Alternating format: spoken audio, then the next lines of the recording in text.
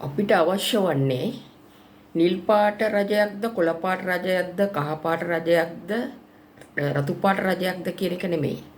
අපිට අවශ්‍ය වන්නේ මේ දේශයේ පාලනය මේ මහ පොළොවට දැනෙන මේ රටේ ජීවත් වෙන සිංහල දෙමළ මුස්ලිම් ජනතාවට දැනෙන රාජ්‍ය පාලනයක්.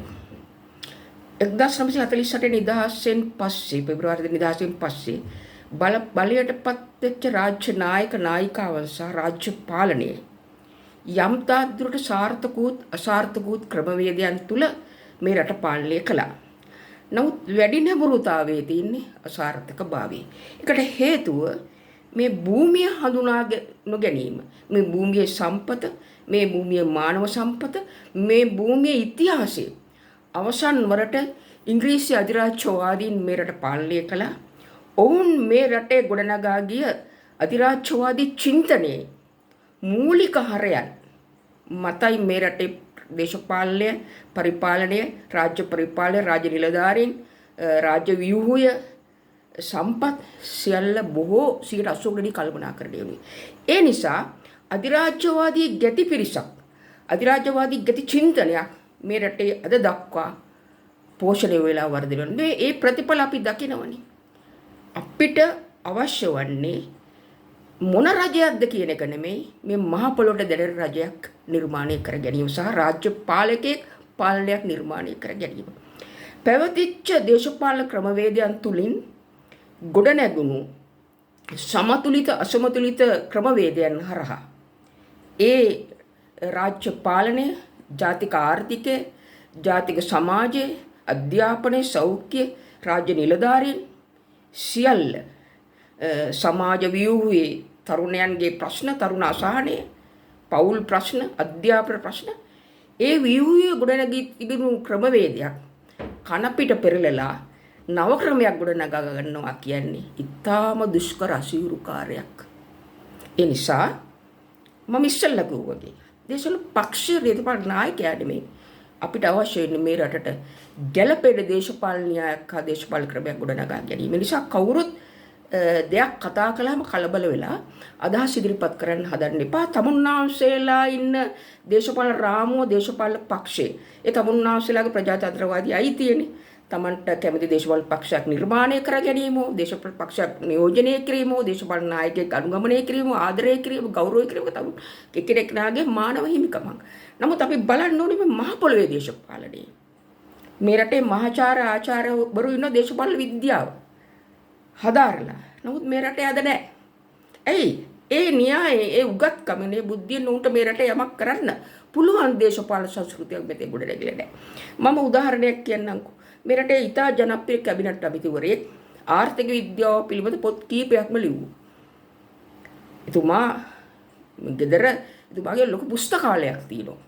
ජාත්‍යන්තර ආර්ථිකය, දේශීය විදේශීය ආර්ථික ගණිතනු. නමුත් එතුමා මේ අද අප රටේ දේශපාලන වේදිකාවෙන් බැස යනකොට මේ රටේ ආර්ථිකයේ බිඳුවයි. නමුත් පොත් ගොඩක් ලිව්වා. ප්‍රායෝගික නැහැ.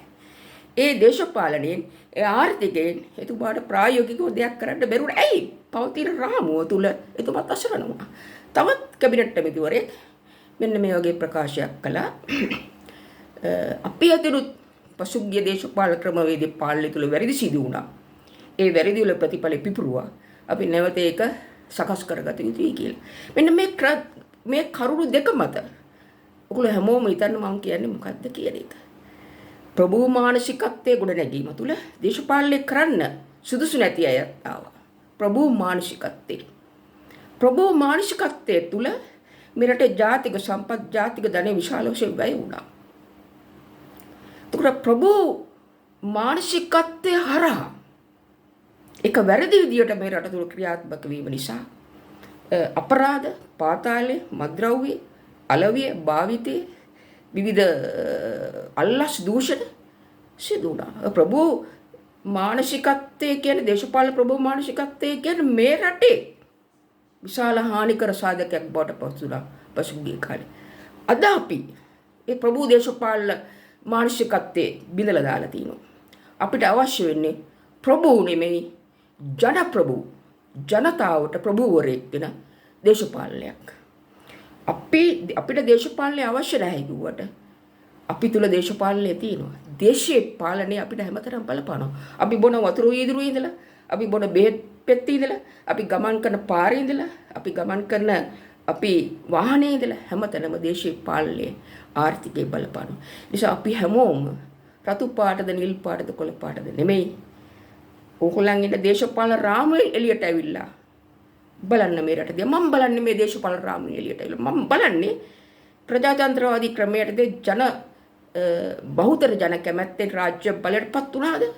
ඔවුන්ගේ දර්ශනය මේ මහ පොළොවට ගැලපෙනවාද කියන එක. මේ මහ පොළොවේ දේශපාලනයයි අපිට අවශ්‍ය. මහජන ප්‍රශ්න හැමෝම කියනවා මොනවාරි දෙයක් කළාම 88 89 ඒ භීෂණිය ගොඩ නැගෙන්නේ. තරුණයන්ගේ අසහනය, තරුණයන්ගේ ප්‍රශ්න තේරුම් ගත්තේ නැහැ. ජනතාවගේ ප්‍රශ්න තේරුම් මිනිසුන්ගේ මානව හිමිකම් පිළිබඳ විශාල ගැටලු ඇති වුණා. වෘත්තීය හිමිකම් පිළිබඳ විශාල ගැටලු ඇති වුණා. තහනමට ලක් වුණා. 71 කරලි ඒ තරුණ අසහනය. නිසා මහජනතාවගේ ජීවිතවලට දැනෙන ආර්ථිකයක්, දැනෙන දේශපාලනයක්, දැනෙන ජාතික ආර්ථිකයක්, දැනෙන සමාජ ආර්ථිකයක් ගොඩනගා ගැනීමයි අපේ අරමුණ. ඒක එකපාරටම කරන්න බෑ. මොකද කාලයක් තිස්සේ අවුරුදු 76ක් 77ක් තිස්සේ මේ රටේ ගොඩනගුණු මම අපහාස කරන්නේ නෑ. යම්කිසි පසුගාමී දේශපාලන රාමුව ඉවත් කළා අලුත් රාමුවක් හදන්න කාලයක් ගත වෙන අවශ්‍ය වෙනවා. කාලයක් අවශ්‍ය වෙනවා. මේ රටට ආදරය කරන කවුරු හරි ඉන්නවනම් මේ රටේ දේශපාලන නවදක්මක් ගෙනල්ලා තියෙනවා නම් ඒකට අපි අනුගත විය යුතුයි. වංචාව දූෂණය එතකොට මහජන සම්පත් ජාතික ආර්ථිකයේ වැඩි කොටසක් ප්‍රභූ නඩත්තුව සඳහා ප්‍රභූවරුන්ගේ සැප සම්පත් සඳහා 1948 ඉඳලා වැය වුණා. මේ රටේ කොහෙවත් මේ මොකක් හරි ජාතිවාදී ප්‍රශ්නයක් නැහැ. මේ රටේ තියෙන සමාජ ආර්ථික ප්‍රශ්නයක්. මේ රටේ ජාතිවාදයක් නැහැ. මේ රටේ තියෙන සමාජ ආර්ථික ප්‍රශ්නයක්. ඒ සමාජ ආර්ථික ප්‍රශ්නට උත්තර හොයන රාජ්‍ය පාලනයක් අපි හොයන්නේ, නිරීක්ෂණය කරන්නේ, අපි බලන් ඉන්නේ. ඒ නිසා අපි කාලයක් අරගෙන ඒ ප්‍රභූ මානසිකත්වයේ ප්‍රභූ දේශපාලන මානසිකත්වයේ නොව ජනතාවට හිතකාමී දේශපාලන ක්‍රමයක් මේ රටේ ගොඩනගලා හොඳ ආර්ථිකයක්, හොඳ දේශපාලන ක්‍රමවේදයක්, ඒක පුද්ගල ආදායම, ජාතික ආදායම, අයවැය පරතරය අඩුවීම, ගෙවුම් ශේෂ පිළිබඳ පරතරය පිළිබඳ ගැටලු දින අවම කර ගැනීම, විදේශ සංචිත, දේශීය නිෂ්පාදන, ආර්ථික ගොඩනැගීම, ඩිජිටල් තාක්ෂණය යටතේ තරුණයන්ගේ ඒ තාක්ෂණය හරහා රැකියාව උත්පාදනය වෙන විදිහට ව්‍යවසායකත්වය යොදා ගැනීම, දේශීය ආයෝජකයන් විදේශික ආයෝජන කැඳවා ගැනීම, සංචාරක ව්‍යාපාරය දියුණු කිරීම, දේශීය කුෂිකර්මාන්තය, දේශීය කර්මාන්ත මේ විප්‍රයාසය කරන්න කාලයක් ගත වෙනවා. රටට ආදරය කරන නියම දේශප්‍රේමියා කියන්නේ කුමන හෝ දේශපාලන පක්ෂයක් රට නොගොඩන ගන්න උත්සාහ කරනවා නම් ඒට ආචාර්ය කිරීම මිස කකුලෙන් ඇදීම බාධා කිරීම සහ අර මොන්ටිසෝරි දේශපාලනයේ ප්‍රදර්ශනය කිරීම නෙමෙයි. ඒ නිසා අපි බලා ඉන්නවා, අපි ආශිර්වාද කරනවා වර්තමාන රජයේ අපි ඉල්ලපු ඉලක්කේ, අපි මත කරපු දර්ශනේ, අපි ඉල්ලපු සමාජ ආර්ථිකේ, අපි ඉල්ලපු ජාතික ආර්ථිකේ, අපි ඉල්ලපු සමාජ සමානාත්මතාවේ, සමාජ වෛරය, සමාජ මේ භූමියෙන් අයින් කිරීම. ඉතයි මේ සිදුවී කියලා මම ඉස්සෙල්ලා කිව්වේ මේ රටේ අපේ කැබිනට් ඇමතිතුමෙක් එතුමා ආර්ථික විද්‍යාව පිළිබඳ විශාල පොත් සංඛ්‍යාවක් ලියුවා. එතුමා සම්මුඛ සාකච්ඡාවකට එනවා පොට්ටි කරන්න වෙලා කිව්වා. නමුත් එතුමා මේ රටේ දේශපාලන වේදිකාවෙන් බැහැලා යනකොට, දේශපාලන සමුගන්නකොට ආර්ථිකයේ බිඳුවයි. එහෙමනම් අපිට ඒ උදාහරණෙම තේරෙනවා. එදා ඒ දේශපාලන සහ ආර්ථිකයේ තුලින් රට කොතෙක් දුරට බංකුලොත් භාවයේ කරා එදගෙන ගියාද කියලා. එතුමාගේ වරද්දක් නෙමෙයි. එතුමාත් එතනදී අසරණයි. පවතින ක්‍රමය වෙනස් කරන්න කාලයක් ඕනේ. නියම දේශප්‍රේමීන් නම් ඒ කාලයේදී යුතුයි. ඔක්කොටම මම සුබ අනාගතයක් වේවා කියලා ප්‍රාර්ථනා කරනවා. ස්තුතියි.